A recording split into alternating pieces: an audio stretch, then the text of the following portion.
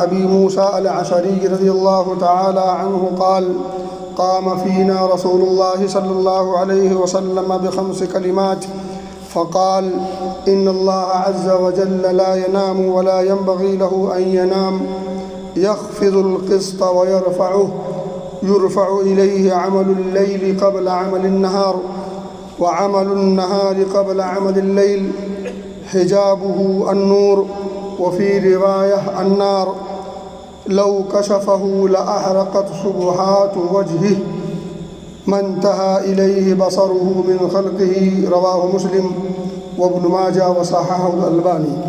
معزز سامعین، حاضرین جمعہ، دینی و ملی بھائیوں اور دوستوں، نبی اکرم صلی اللہ علیہ وسلم کے ایک صحابی ہیں ابو موسیٰ الاشعری رضی اللہ تعالیٰ عنہ، معروف صحابی ہیں، بڑے مشہور ہیں۔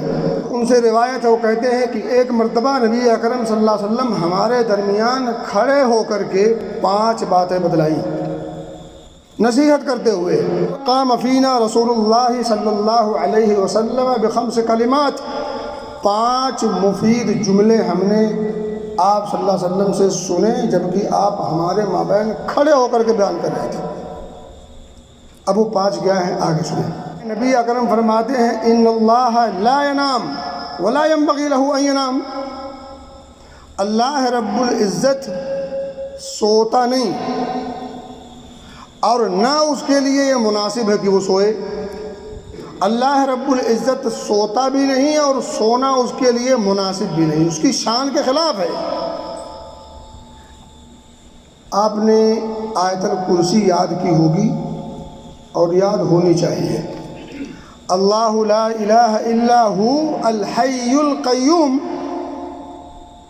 اللہ ہی معبود حقیقی ہے، اس کے علاوہ کوئی اور معبودیت کے لائق نہیں، عبادت کسی اور کے لیے سزاوار نہیں، نہ کوئی مستحق ہے۔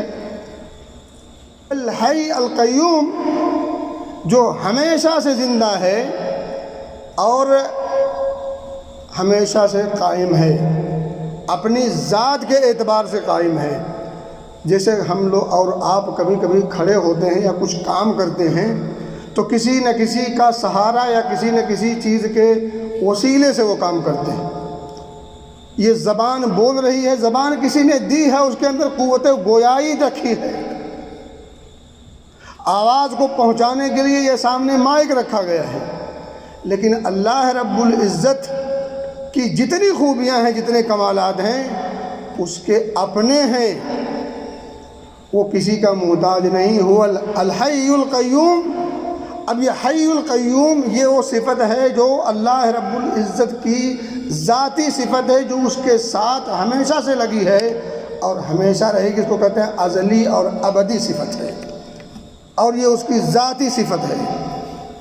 اب ظاہر بات ہے اس صفت کے اپوزٹ میں جو ہے لا تأخذہ سنۃ ولا نوم، اسے نہ اونگ آتی ہے نہ نیند آتی ہے۔ اونگ نیند کی ابتدائی شکل ہے، شروعاتی شکل ہے، پہلے انسان کو تھکاوٹ، پھر اونگ، پھر نیند۔ اور نیند کو اخو الموت کہا گیا ہے، موت کا بھائی ہے۔ انسان جب نیند میں ہوتا ہے، سوتا ہے، تو گویا کہ وہ مر چکا ہوتا ہے۔ اللہ یتوفی الانفس حین موتها والتی لم تمت فی منامها فیمسک التی قضا علیہا الموت وَيُرْسِلُ الْأُخْرَى إِلَىٰ أَجَلٍ مُّسَمًّى۔ تو یہ ایک مفصل بحث ہے۔ تو کہنے کی بات یہ ہے کہ نیند یا اونگ انسان کو کب آتی ہے؟ انسان جب تھک جاتا ہے تو تھکاوٹ سے جب چور ہوتا ہے تو اسے اونگ اور سستی اور تکان محسوس ہوتی ہے، تو پھر وہ سوتا ہے۔ سونے کا 2 فائدہ ہوتا ہے، ایک تو یہ ہے کہ کام کرنے کی وجہ سے جو تھکاوٹ ہے وہ دور ہوتی ہے، ساتھ ہی ساتھ دوسرا فائدہ یہ ہوتا ہے آگے کام کرنے کے لیے چستی پیدا ہوتی ہے۔ لیکن اللہ رب العزت ان تمام عیوب و نقائص سے پاک ہے، منزہ اور مبرہ ہے۔ لا تأخذہ سنۃ ولا نوم، کیونکہ یہ اونگ کا آنا یا نیند کا آنا یہ عیب ہے، یہ نقص ہے، اور اس نقص سے کوئی پاک نہیں سوائے ایک ذات کے، اور وہ ذات باری تعالیٰ ہے۔ انبیاء کو بھی نیند آتی تھی، اولیاء کو بھی نیند آتی تھی، دیگر اصفیاء اور اتقیاء کو بھی نیند آتی تھی، ہم اور آپ کو نیند آتی ہے اور ساری مخلوقات کو نیند آتی ہے، حتیٰ کہ جانوروں کو بھی نیند آتی ہے۔ تو ان اللہ لا ینام ولا ينبغی لہ ان ینام، نہ تو وہ سوتا ہے اور نہ اس کی شان کے مطابق ہے سونا۔ آگے نبی پاک فرماتے ہیں یخفض القسط ویرفعہ۔ اب یہ جو قسط ہے، قسط کے معنی میزان اور ترازو کے بھی ہوتے ہیں، اور قسط کے معنی روزی بھی ہوتا ہے۔ اللہ رب العزت رزق کو بڑھاتا بھی ہے اور کم بھی کرتا ہے۔ اب یہ اس کی حکمت ہوتی ہے، اس کی حکمت اور بندوں کی مصلحت کے حساب سے اللہ رب العزت کسی کو کم دیتا ہے اور کسی کو زیادہ دیتا ہے، مگر ایسا نہیں ہوتا کہ کسی کو کچھ نہ دے۔ یہ یاد رکھیں، اللہ رب العزت روزی کسی کو کم دیتا ہے، کسی کو زیادہ، یہ اس کی حکمت اور بندوں کی مصالح ہیں، مگر ایسا نہیں ہوتا کہ کسی کو کچھ نہ دے۔ اور جب اپنے بندوں کو روزی دیتا ہے تو پھر کسی کے لیے یہ روزی ابتلا اور آزمائش ہوتی ہے اور کسی کے صبر کا امتحان ہوتا ہے۔ اللہ رب العزت کی حکمتیں اور بندوں کی مصلحتیں اس میں شامل ہیں، کم یا زیادہ ہونے میں۔ تو اللہ رب العزت یخفض القسط ویرفعہ، یہ خاصہ صرف رب کا ہے۔ اب نہ کہنا داتا فلاں ہے اور گنج بخش فلاں ہے، داتا صرف اللہ ہے اور گنج بخش صرف اللہ ہے۔ اللہ یبسط الرزق لمن یشاء ویقدر، اللہ اپنے بندوں میں سے جسے چاہے جس کی روزی کو بڑھا دے، اٹھا دے، تو پھر وہ غنی اور مالدار ہو جائے، اس کے اندر وسعت پیدا ہو جائے، اور جس کی روزی چاہے کم کر دے تو وہ فقیر اور تلاش اور محتاج ہو جائے۔ یہ اللہ رب العزت کا خاصہ ہے۔ یہاں جو گفتگو ہو رہی ہے سب اللہ کے بارے میں ہو رہا ہے۔ یخفض القسط ویرفعہ، روزی کو بڑھانا اور روزی کو گھٹانا، زیادہ کرنا کم کرنا، مالدار بنا دینا فقیر و محتاج بنا دینا، یہ کسی بندے کا کام نہیں۔ وہ نبی کی شکل میں ہو، ولی کی شکل میں ہو، صفی کی شکل میں ہو، عام شکل میں ہو، خاص شکل میں ہو، پہلے ہوں، آج ہوں، بعد کے ہوں، کسی کے اندر اللہ رب العزت نے یہ خوبی، یہ صفات نہیں رکھی۔ اللہ رب العزت نے روزی کا پورا ذمہ اپنے پاس رکھا ہے۔ اور ویسے بھی سوچ لیں، اگر رزق اللہ رب العزت بندوں میں سے کسی بندے کو دے دیتا تو یقین جانیں کتنے بیچارے ظلم کے شکار ہو جاتے۔ دیکھ لیں ہی دنیا میں کسی کے قلم میں اللہ نے وقتی طور پر تھوڑی سی طاقت دے دیتی تو دیکھیں اس کا سر، دیکھ لیں اس کے پاؤں زمین پر کیسے پٹک کے چلتا ہے۔ بندے جن چیزوں کے لیے ایک دم مجبور ہیں، اللہ نے وہ سارا خاصہ اپنے پاس رکھا۔ موت و حیات، عزت و ذلت، رزق میں وسعت یا کمی، اس طرح کی چیزیں اللہ رب العزت نے اپنے پاس، یہ بھی اس کا فضل ہے، یہ اس کی رحمت ہے ہم بندوں پر کہ اس نے یہ اہم چیزیں، بنیادی چیزیں اپنے پاس رکھی ہیں۔ اور آگے حدیث کے الفاظ ہیں یرفع الیہ عمل اللیل قبل عمل النہار، اللہ رب العزت کی بارگاہ میں بندوں کے اعمال رات والے، یرفع الیہ عمل اللیل، رات کے اعمال، رات میں جو کچھ وہ کرتا ہے، جو کچھ بھی وہ کرتا ہے، قبل عمل النہار، دن کے عمل کے کرنے سے پہلے، یعنی رات کا عمل دن کے عمل سے پہلے اللہ رب العزت کی بارگاہ میں پیش ہو جاتا ہے۔ یرفع الیہ عمل اللیل قبل عمل النہار، اور اس ٹاپک پر گفتگو کئی بار آئی ہے۔ اللہ رب العزت گویا کی 24 گھنٹے میں رات کے اعمال کی رپورٹ، دن کے اعمال کی رپورٹ، یہ گویا کہ 24 گھنٹے میں 2 بار پہنچتی ہے۔ دن کا عمل شروع ہونے سے پہلے وہاں رپورٹ رات والی پہنچ جاتی ہے، اور یہ عمل، یہ رپورٹ کون لے جاتا ہے؟ ظاہر سی بات ہے یہ فرشتوں کی ڈیوٹی ہے۔ ایک بات ذہن میں رکھیں، ایسا نہیں ہے کہ رپورٹ نہ پہنچے تو اللہ کو خبر نہیں ہوتی، اللہ کو ہر چیز کی خبر ہے، کوئی بھی چیز پوشیدہ نہیں، ہر چیز اس کے سامنے بالکل واضح ہے، کلیئر ہے ایک دم سے۔ لیکن اللہ رب العزت کا یہ نظام ہے کہ اس نے فرشتوں کی ڈیوٹی لگا رکھی ہے کہ میرے بندوں کے رات والے اعمال بھی دن کے اعمال کے شروع ہونے سے پہلے لا کے پیش کرو، اور جب دن کے عمل کو کر لیتے ہیں تو رات کا عمل شروع ہونے سے پہلے دن کا عمل بھی پیش ہوتا ہے۔ کچھ دنوں پہلے آپ کو بتایا تھا کہ فرشتے باقاعدہ عصر میں اور فجر میں آتے ہیں، اور جب یہ رب کے پاس پہنچتے ہیں تو رب پوچھتا ہے ان سے، میرے بندوں کو تم کس حال میں چھوڑ کے آئے ہو، یا جب گئے تھے تو کس حال میں پایا تھا؟ ایک نکتہ ہے، تو فرشتے وہاں کیا جواب دیتے ہیں؟ اتیناہم وہم یصلون ترکناہم وہم یصلون، ہم جب آئے تھے تو یہ نماز میں تھے، جب ہم واپس آئے تب یہ نماز میں تھے۔ یہ کون لوگ ہوں گے؟ جو نماز کے عادی ہوں گے، جو نماز کی محافظت کرتے ہوں گے، جو نمازی ہوں گے۔ غیر نمازی کا نام اس لسٹ سے غائب، اور فرشتے ایسے لوگوں کا تذکرہ نہیں کرتے۔ اتیناہم وہم یصلون، ہم جب آئے تھے تو وہ نماز میں تھے، اور وترکناہم وہم یصلون، جب ہم نے ان کو چھوڑا ہے، جب الوداع کہا ہے ان کو، تو یہ حالت نماز میں تھے۔ کون سی نماز تھی؟ عصر کی اور فجر کی، عصر کی اور فجر کی۔ تو گویا کی 24 گھنٹے میں 2 بار رپورٹ پہنچتی ہے ہمارے مالک کے پاس، اور ہفتے میں بھی 2 دن پہنچتی ہے، ایک پیر کا دن ہے اور ایک جمعرات کا دن ہے۔ پیر کے دن نبی اکرم صلی اللہ علیہ وسلم اور جمعرات کے دن نبی اکرم صلی اللہ علیہ وسلم روزہ رکھا کرتے تھے۔ سوال ہوا آپ ایسا کیوں کرتے ہیں؟ تو آپ نے جواب دیا تھا کہ یہی وہ دن ہے جس دن اللہ رب العزت کی بارگاہ میں بندوں کے اعمال پیش ہوتے ہیں۔ میری چاہت ہے،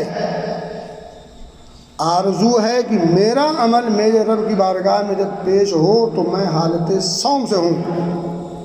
وَأُحِبُّ أَن يُرْفَعَ عَمَلِي وَأَنَا صَائِمٌ۔ اور پیر کے دن کو نبی اکرم صلی اللہ علیہ وسلم روزہ رکھا کرتے تھے، ایک اور وجہ ہے، ذَلِكَ يَوْمٌ وُلِدتُّ فِيهِ،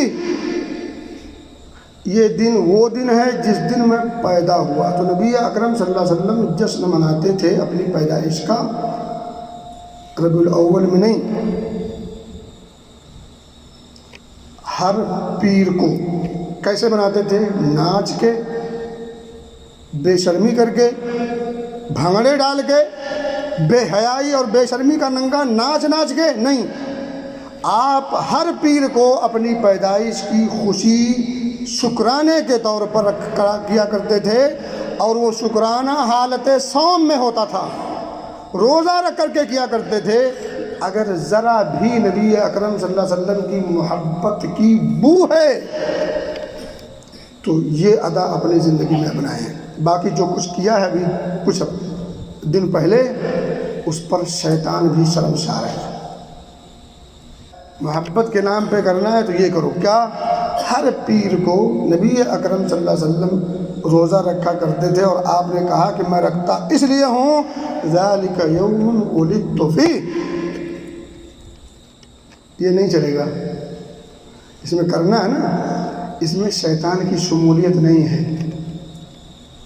ہمیں تو وہ کام اچھے لگتے جس میں شیطان برابر کا شریک ہو، اس سے جدا ہو کر کے ہم کچھ نہیں کر سکتے۔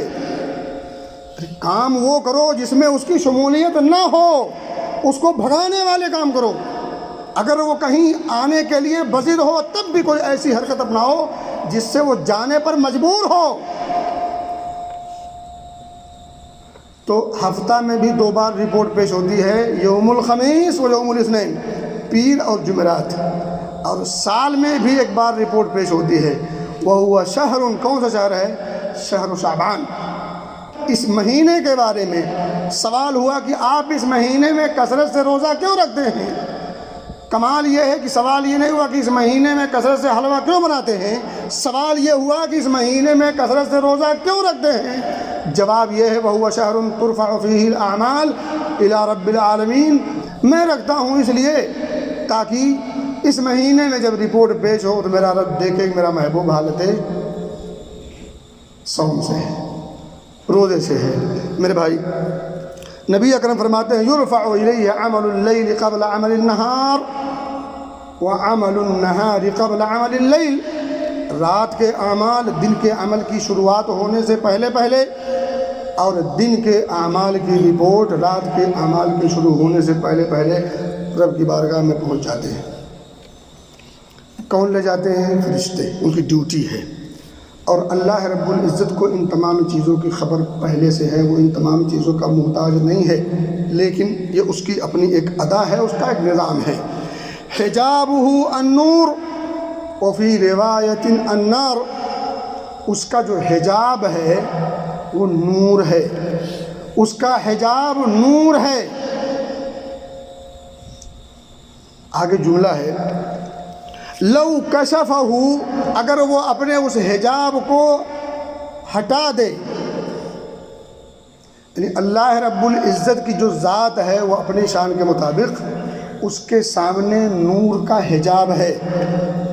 اور حجاب کسے کہتے ہیں؟ پردہ کسے کہتے ہیں؟ ان دو چیزوں کے درمیان جو چیز ہو، حائل کے طور پر، اوٹ کے طور پر چھپانے کے لیے جو لگائی جاتی ہے اس کو حجاب کہتے ہیں۔ جیسے عورتیں جب حجاب کرتی ہیں یا اپنے چہروں پر نوز پیس لگاتی ہیں، گویا کہ وہ جو لگا رہی ہیں کپڑا وہ حجاب ہے اس کے چہرے اور دوسرے غیر محرم کے آنکھ کے درمیان۔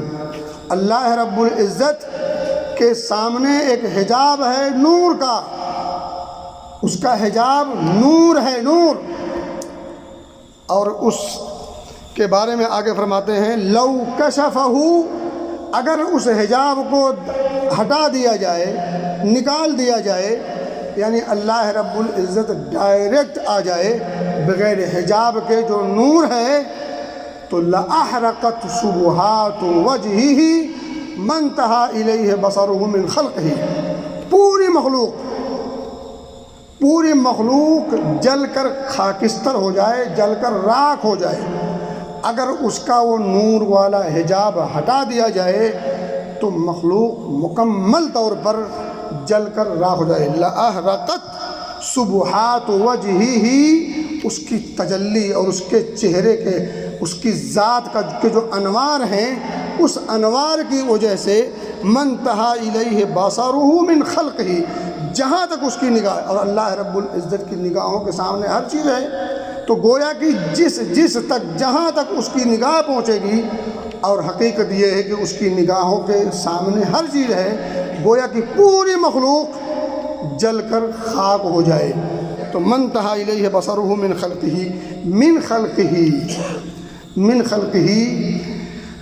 اس میں تمام مخلوق آ گئے،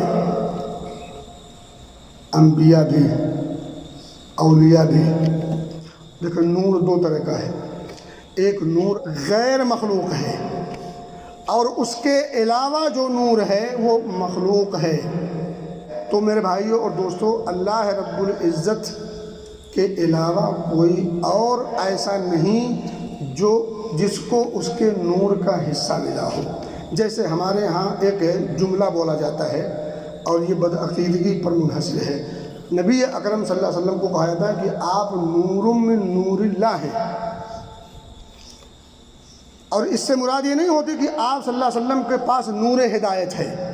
نور ہدایت کا انکار کوئی نہیں کرتا۔ آپ صلی اللہ علیہ وسلم کو باقاعدہ سراپا اور مجسم نور کہا جاتا ہے، جو خاصہ ہے اللہ رب العزت کا۔ نور من نور اللہ کا مطلب یہ ہوا کہ اللہ کے رسول صلی اللہ علیہ وسلم کو اللہ کا جو ذاتی نور ہے اس میں سے کچھ حصہ آپ کو ملا ہوا ہے۔ یہ سفید جھوٹ ہے اور بدعقیدگی کی انتہا ہے، قرآنی اور احادیث مصطفیٰ کے دلائل سے بالکل خلاف ہے۔ اللہ رب العزت کی ذات سے اور اس کے نور سے کسی اور کو کوئی اور حصہ نہیں ملا۔ اور میں ایک بات بتا دوں آپ کو، اللہ کے رسول صلی اللہ علیہ وسلم کے کمال اور آپ کی خوبیاں اور صفات کیا کم ہیں کہ چرانا پڑے؟ نبی اکرم صلی اللہ علیہ وسلم کو اللہ رب العزت نے کیا کم نوازا ہے؟ کیا اس ذات کے لیے ضروری ہے کہ اللہ کی صفات اور اس کی خوبیوں کو چرا کر کے ان کو ساتھ ایڈ کیا جائے؟ یہی محبت ہے۔ یہ کوئی کمال نہیں، یہ عیب ہے، یہ نقص ہے۔ جو خوبیاں آپ کو اللہ نے دی ہیں وہ کم نہیں دی ہیں۔ میں نے آپ کو بتایا تھا کہ شاعر آخر میں تھک ہار کے کہتا ہے بعد از خدا بزرگ تو یہ قصہ مختصر۔ اللہ کے بعد اگر کوئی عظیم شخصیت اور ہستی اور ذات ہے لیکن اللہ کے بعد تو وہ نبی پاک صلی اللہ علیہ وسلم۔ آپ صلی اللہ علیہ وسلم کمال کے محتاج نہیں کہ ادھر سے چوری کرو ادھر سے چوری کرو، یہاں سے نکالو وہاں سے نکالو، کچھ کرنے کی ضرورت نہیں۔ اللہ نے ایسی خوبیوں والا بنایا ہے کہ اس جیسی خوبی اللہ نے کسی کو دی ہی نہیں ہے۔ آپ مخلوقات میں سب سے اعلیٰ و ارفع ہیں کہ نہیں؟ آپ سب سے اشرف اور افضل ہیں کہ نہیں؟